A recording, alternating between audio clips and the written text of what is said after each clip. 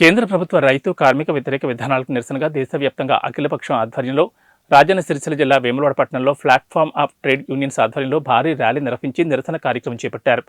ఈ సందర్భంగా జిల్లా ఏఐటీయూసీ ప్రధాన కార్యదర్శి కడారి రాము మాట్లాడుతూ ప్రధాని నరేంద్ర మోడీ పేదల కడుపు కొట్టి బడా కార్పొరేట్ శక్తులకు కొమ్ము కాస్తున్నారని విమర్శించారు. విదేశీ బ్యాంకుల్లో ఉన్న నల్లధనాన్ని తీసుకొచ్చి ప్రతి భారతీయ పౌరుడు ఖాతాలో వేస్తామని ప్రగల్భాలు పలికిన ప్రధాని మోడీ ప్రజలకు సమాధానం చెప్పాలని కడారి రాము డిమాండ్ చేశారు.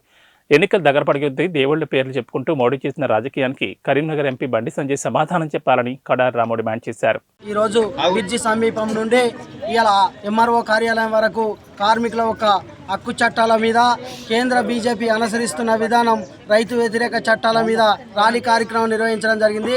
జాయింట్ యాక్షన్ కమిటీ ఇలా ప్రధానంగా చూసుకుంటే దేశంలో మోడీ ప్రభుత్వం 10 సంవత్సరాల పరిపాలన కాలంలో బ్రిటిష్ సామ్రాజ్యంలో కొట్లాడి సాధించుకున్నటువంటి కార్మిక చట్టాలను 44 చట్టాలను 4 కోట్లుగా కుదించి కార్మికుల ఒక్క పొట్టలు కొట్టిన విధానం ఇలా టాటా అంబానీ ఆదానీలకు ఇలా మద్దతుగా మారి పెట్టుబడిదారు వ్యవస్థకు ఇలా ప్రైవేటీకరణ చేసి కార్మిక సంస్థలను కార్మిక సంఘాలను పెట్టుబడిదారికి మద్దతుగా పెట్టినటువంటి పరిస్థితి. ఇలా చూసుకుంటే రైతు నల్ల చట్టాలు తెచ్చి రైతులు ధర్నా చేసినప్పటికీ అవి సవరణ చేస్తున్నాం రద్దు చేస్తున్నామని చెప్పి ఇప్పటి వరకు రైతు నల్ల చట్టాలు కూడా రద్దు చేయలేని పరిస్థితి.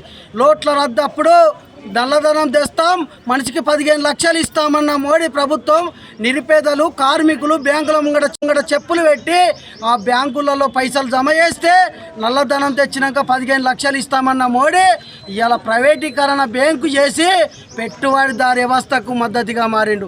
ఎందుకంటే విదేశీ నల్లధనం తెచ్చి మనిషికి 15 లక్షలు ఇస్తామని పూర్తి నల్లధనం పొట్టలు కొట్టిన విధానం.